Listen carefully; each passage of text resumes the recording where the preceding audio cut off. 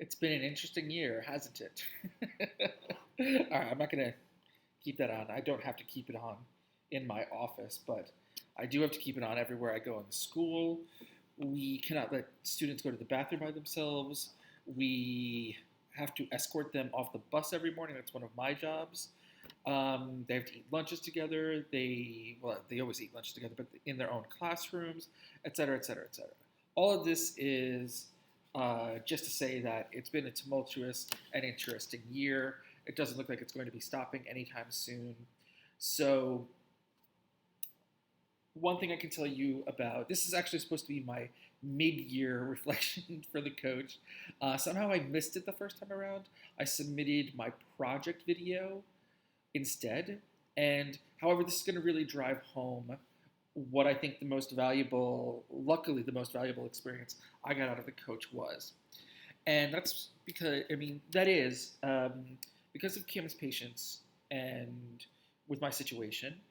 I actually had to do this course in kind of two phases. And that really allowed me to have a unique perspective. I call it a double reflective process. I came into the course as a relatively experienced coach. So not a lot of what was started, like the reading that we were doing at the beginning, not a lot of that was new. But because I had to go through it twice, and let me explain that first also. Um, in the first phase, let's say, the first time around, I was going through the course, timing things along the schedule, just doing that.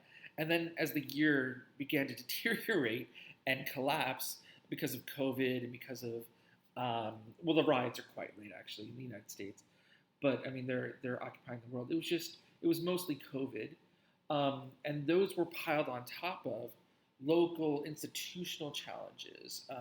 My school didn't have a clear idea of what they wanted from coaching or from me as a coach slash MYP coordinator, things like this. This is all a bit, I've talked about this. I'm not going to go over all of it.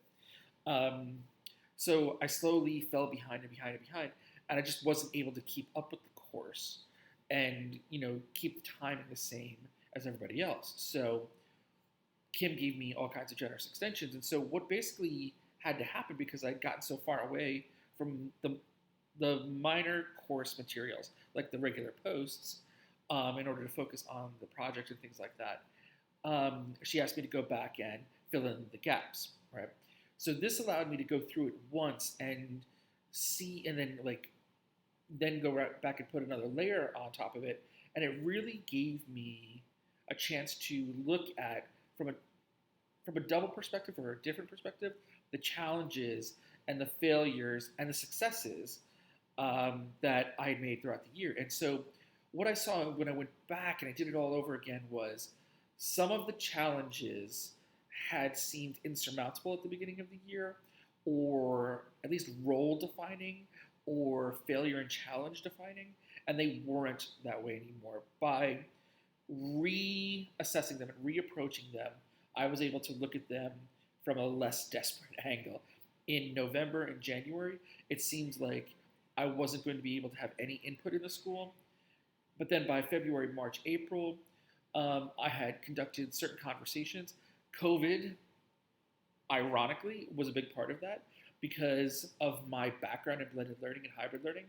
I became much more valuable at the school and much more trusted at the school, and my input was received more openly at the school. So that allowed me to define my role and be seen as a kind of like more successful or more, what do I want, essential member of the secondary leadership team, which I serve on. So it really made me look at those challenges and see that, find ways to, or learn the ways that I had surmounted those challenges, and learn that the failures that I saw weren't as great as they were, and the successes, there were hidden successes that I was able to assess by doing this double reflective process.